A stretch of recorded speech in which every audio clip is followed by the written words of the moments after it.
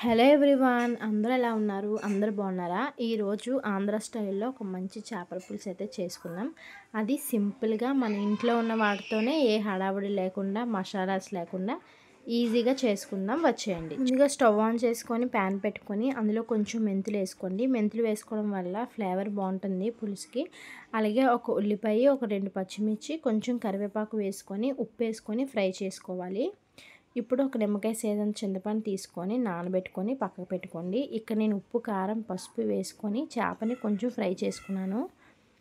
ఇప్పుడు చూసారా, onions fry అయిపోయాయి కదా, కొంచెం పసుపు వేసుకొని అందులో కొంచెం అల్లం వెల్లుల్లి పేస్ట్ నేను కచ్చపచ్చగా దంచుకొని వేసుకున్నాను.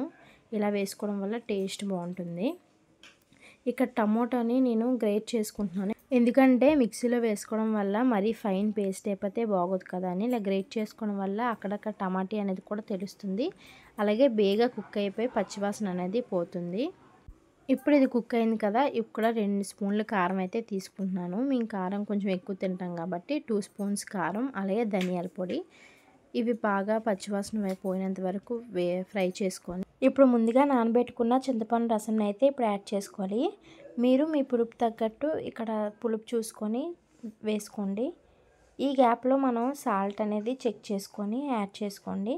ఇలాగా ఒక 5 పచ్చిమిర్చి తీసుకొని స్లిట్ చేసుకొని పులుసులో వేసుకోవడం వల్ల టేస్ట్ బాగుంటుంది. ఇప్పుడు మన చేపల పులుసుకి మెయిన్ ఫ్లేవర్ ఇదే అనమాట. ఈ పౌడర్ వేసుకోవడం వల్ల టేస్ట్ ఇంకా బాగుంటుంది. చూస్తున్నారా, ఇప్పుడు ఒక ప్యాన్ తీసుకొని కొంచెం మెంతులు, జీలకర్ర డ్రై రోస్ట్ చేసుకొని ఫ్రై చేసుకొని పక్కన పెట్టుకోండి. ఇది దంచుకొని ఒక పౌడర్ అయితే చేసుకోవాలి. ఇలా మీరు పౌడర్ చేసుకొని స్టోర్ కూడా చేసుకోవచ్చు అనమాట. చూస్తున్నారా, ఇక్కడ పులుసు అయితే మరిగిపోయింది కదా. ఇప్పుడు మనం ముందుగా ఫ్రై చేసుకున్న చేప ముక్కలను అయితే ఒక్కొక్కటిగా యాడ్ చేసుకోవాలి. ఈ విధంగా చేప ముక్కలు ముందుగా ఫ్రై చేసుకోవడం వల్ల మనకి పులుసు టేస్ట్ బాగుంటుంది. అలాగే మన చేప ముక్కలు పులుసులో వేసాక ఎక్కడా వేడకుండా పర్ఫెక్ట్గా వస్తాయన్నమాట.